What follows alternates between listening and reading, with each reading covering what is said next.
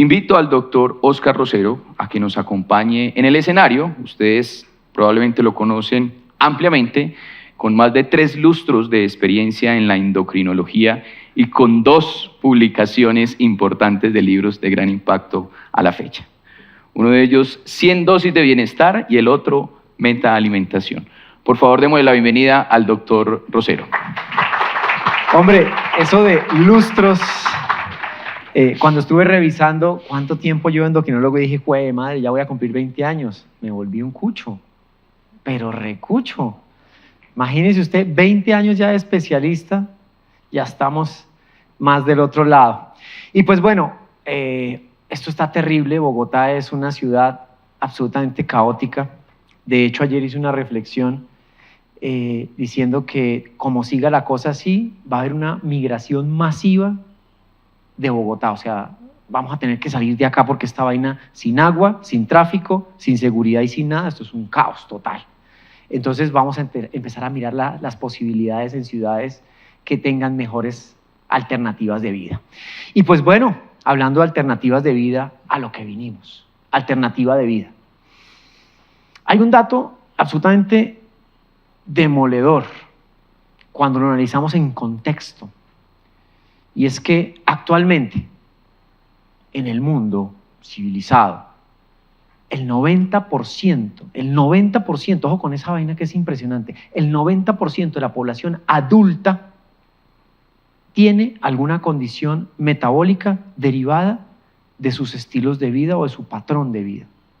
90% de la población. Eso es salvaje. Estamos en la era de la enfermedad metabólica. 90%.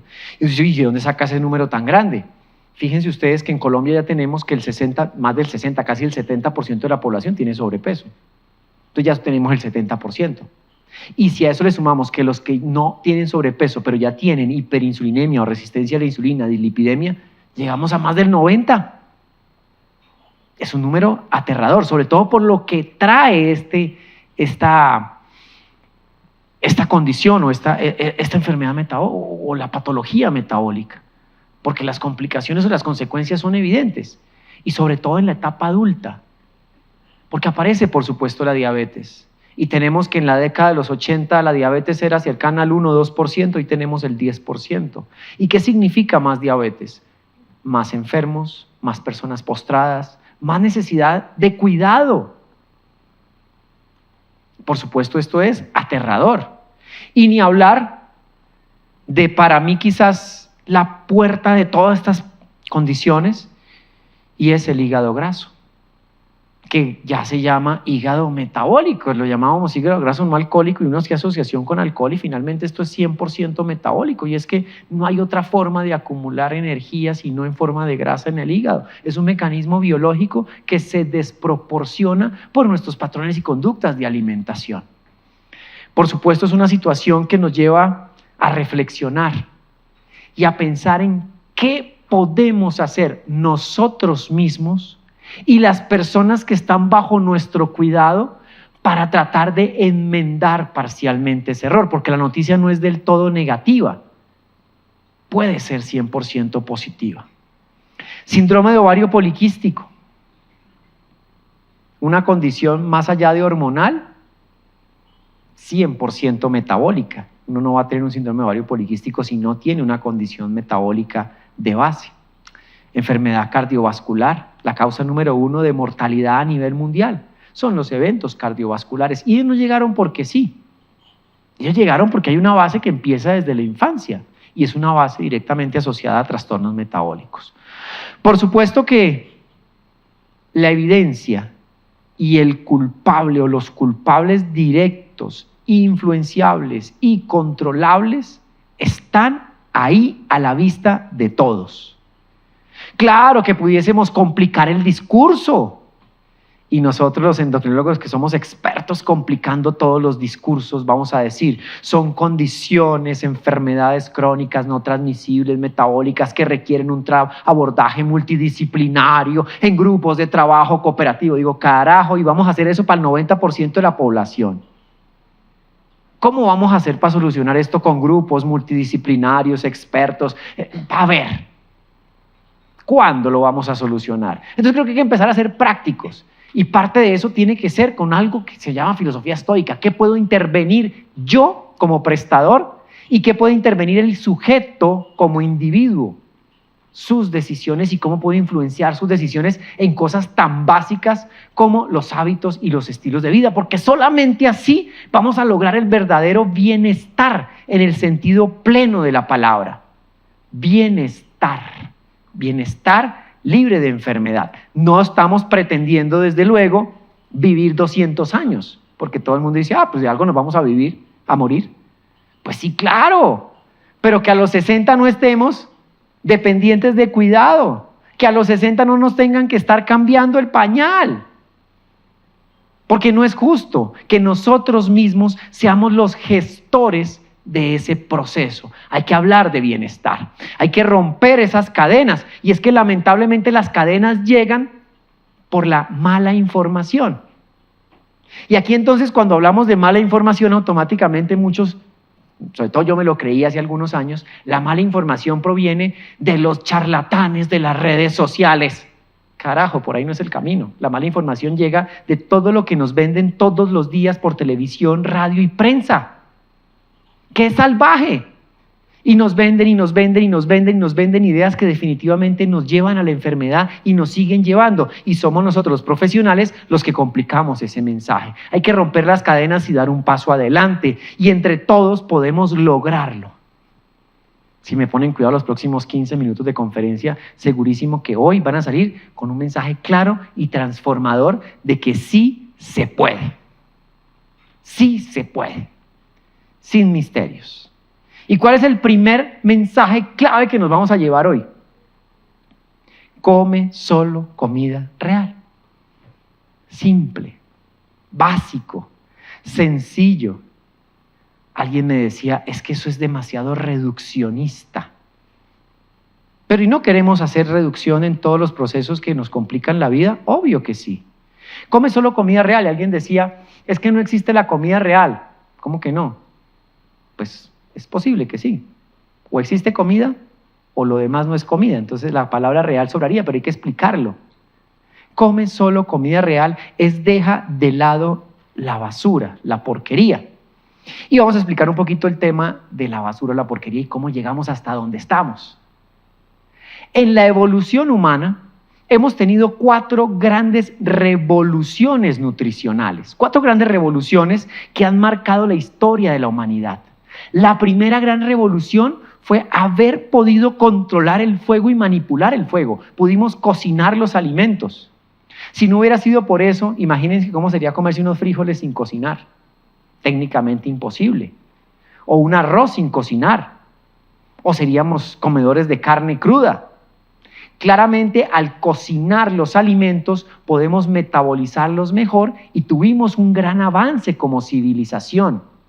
Obviamente el descubrimiento del fuego nos marcó y hizo que la evolución humana trascendiera. El segundo gran avance nutricional llegó miles de años después y fue dominar la técnica de la fermentación.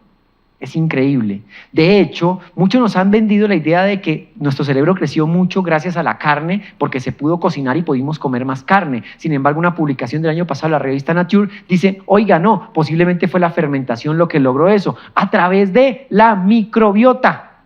Porque la fermentación nos permitió mejorar nuestra microbiota intestinal y alargar la conservación de los alimentos. Imagínense ustedes que cuando tenían leche y la convertían en queso, podían tener fuente de proteína almacenada durante mucho tiempo y poder comer lo que quisieran durante mucho tiempo. Ya no estaban presos de la no conservación de alimentos, el chucrut y entre otros. Esos probióticos modificaron nuestra microbiota intestinal, hicieron que fuéramos mucho más eficientes para metabolizar la tercera gran revolución nutricional, que fue la aparición, el domar el cultivo de los cereales.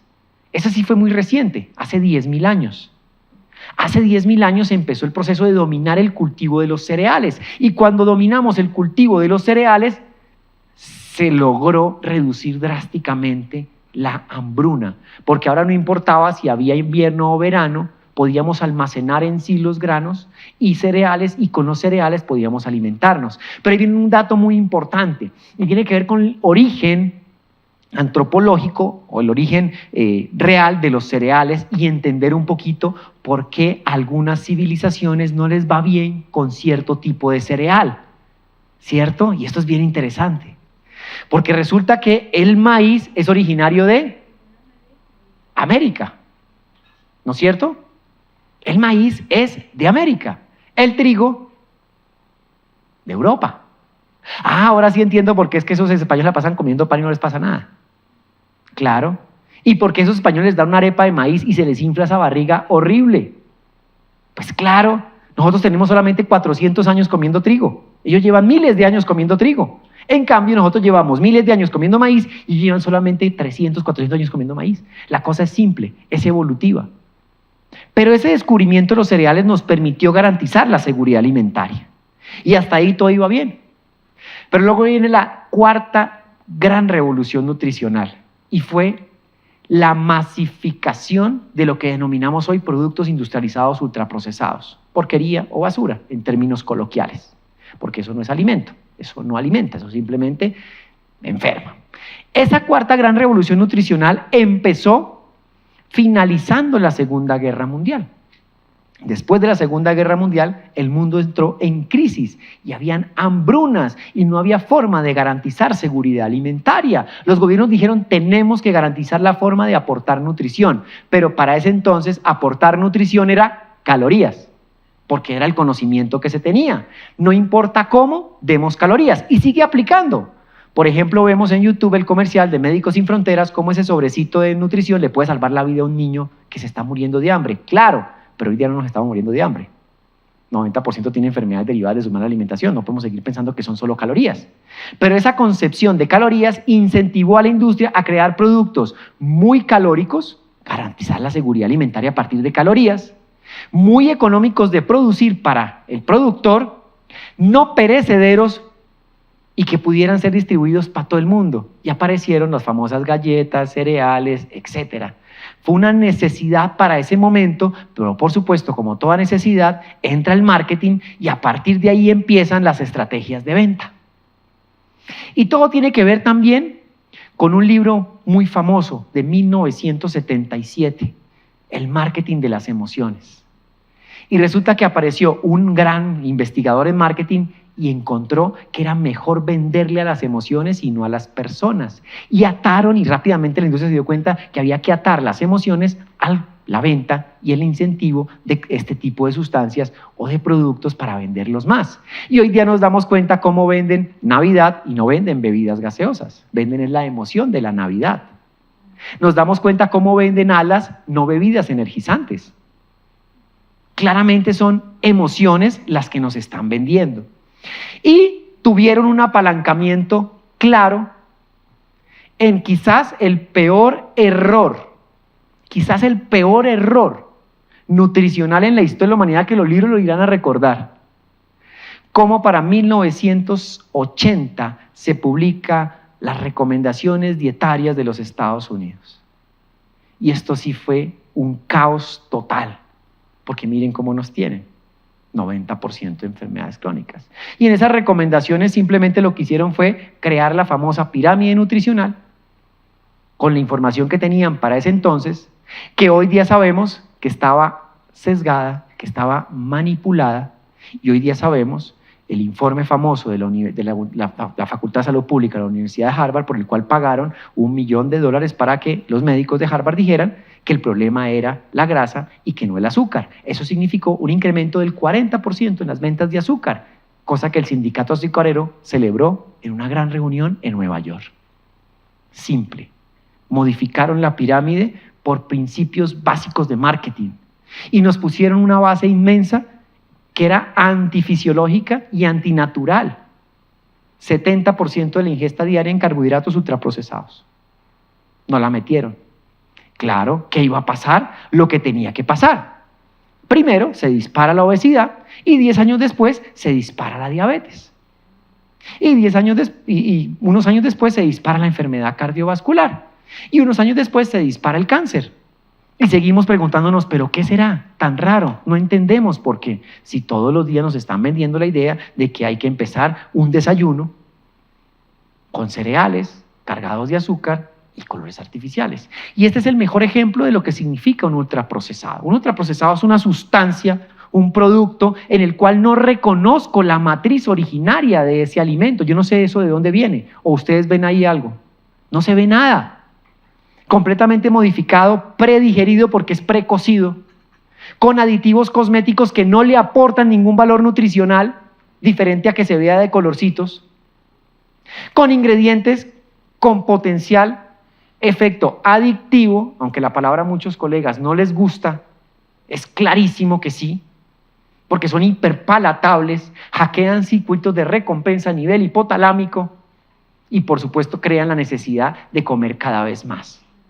Y por supuesto aparecen las bebidas cargadas de azúcar sin ninguna necesidad, diferente a crear esa dependencia. Obviamente con colores artificiales, que todos son derivados del petróleo. Ay, pero es que ¿qué pasa con el petróleo? Pues imagínese usted qué dice la microbiota, qué dice tu célula intestinal cuando recibe moléculas de petróleo presentes en colorantes azóicos presentes en estas bebidas gaseosas. Por supuesto, el más tradicional de todos y el más ultraprocesado de todos. Qué cosa tan difícil erradicar esto de la mente y de considerarlo un verdadero ultraprocesado. Es que es un ultraprocesado desde donde se mire. Ahí no hay rastros ni siquiera del alimento original primitivo. Es una mezcla de ingredientes con potencial adictivo tóxico. ¿Cuáles son? Harina de trigo refinada. Todos los estudios demuestran que la harina de trigo refinada incrementa el riesgo de obesidad, hipertensión, enfermedad cardiovascular. No hay un solo que diga que no, como para decir que no. Segundo ingrediente, grasas vegetales industriales hidrogenadas y parcialmente hidrogenadas, es decir, grasas trans. No existe un solo estudio que diga que tenemos que comer grasa trans todos los días. Al contrario. Al contrario. Tercer ingrediente, azúcar. Y en muchos casos, conservantes y colorantes. Y ese es el ultraprocesado que consume el 70% de la población todos los días. Más de 2 billones de pesos en ventas. Obvio, es muy difícil erradicarlo porque además contiene sustancias que generan esas respuestas a nivel hipotalámico. Y claro, nos enseñaron a castigar esto. Y nos lo repiten, y nos lo repiten, y nos lo repiten. Cuando vamos a la consulta, le dicen a las pacientes, por favor, no coma arroz, porque el arroz le sube el azúcar. Mejor cómase unas galletas integrales. Absurdo. No tiene ningún sentido lógico. Pero ¿cómo va a comer chicharrón si eso es grasa? Mejor cómase un croissant en la mañana, que esa grasa sí es buena. Ajá, perdón. Cientos de miles de años de evolución para asimilar las grasas de origen animal, como para decir que una grasa de origen animal nos va a hacer daño versus un pan que viene con grasa vegetal industrial. No combine carbohidratos. Ajá, perdón. El que está diciendo eso es el que está diciendo que desayune con pan y con jugo de naranja y que no pasa nada. ¿A qué hora se come uno esto? Al mediodía, porque eso es un almuerzo. La mejor hora para asimilar los carbohidratos es el mediodía. Esto tiene un efecto que no tiene la comida industrializada y se llama efecto saciante. Quien se come esto queda lleno el resto de la tarde. Esto sale de una cocina, no sale de una fábrica. Este es el mejor ejemplo de lo que deberíamos empezar a crear como conciencia colectiva, y es simplemente volver a lo que hacía la bisabuela o la tatarabuela, los abuelos. Ay, pero es que ellos hacían mucho ejercicio. Pero es que ese no fue el factor detonante. Claro que hay que hacer ejercicio, claro que hay que caminar más, pero ese no fue el factor detonante. Si vemos las estadísticas, hoy día estamos haciendo más ejercicio de lo que hacíamos antes, por habitante. Es increíble. Obviamente no es detonante. Hay que hacerlo, claro, y lo hago todos los días y lo recomiendo. Pero no podemos seguir distrayendo la atención con el mensaje que nos implantó la gaseosera más grande del mundo, en donde nos decía, usted se sube de peso porque no hace ejercicio. Siga tomando gaseosa, pero haga ejercicio. Y contrataron a médicos en el mundo, incluso deportólogos, para que dieran ese discurso. Absolutamente absurdo e irracional. Esto no nos va a enfermar. Además, esto nutre nuestra microbiota. Pero doña María, usted no puede comer sopa. La sopa engorda. A ver, ¿Dónde está escrito eso? Pero claro, si es que eso lleva carbohidratos, lleva papa. Claro, la papa es un almidón resistente, que es comida para mi microbiota, que me da saciedad y está cocinada. Por Dios, es tan simple y tan básico de entender que aquí no está el problema, que si comiéramos más esto y menos porquería, no estaríamos enfermos. Ahora, no es combinar esto con porquería, porque entonces pasa que piden esto y se lo bajan con bebida gaseosa. Por favor, Raudy. Por favor, Raudy. Paréntesis. Saca un video hartándose un combo de McDonald's. Pero la historia anterior era, hombre, que llegué de viaje, que estoy malo del estómago, hombre, que será. Ay, güey, pucha, pero Raudy. A ver. Y eso nos pasa a todos, porque obviamente hackean nuestros circuitos. El punto es difícil, es supremamente complicado. Luchar contra esos impulsos naturales, pues es muy difícil. Uno tendría que ser Pero vale la pena intentarlo. Vale la pena intentarlo, vale la pena hacer la reflexión. Ya sabemos que lo más importante es comer comida de verdad. El siguiente consejo para el bienestar es entender que somos animales de hábito diurno. Y hoy ya la embarramos, porque estamos comiendo en la noche. Somos animales de hábito diurno, no somos animales de hábito nocturno. Los animales de hábito nocturno son los ratones, los roedores. Ellos trabajan de noche y duermen de día. Ellos tienen un metabolismo para comer en la noche. Nuestro metabolismo no está diseñado para comer en la noche. Así que el segundo consejo después de comer real es empezar a respetar los ciclos circadianos.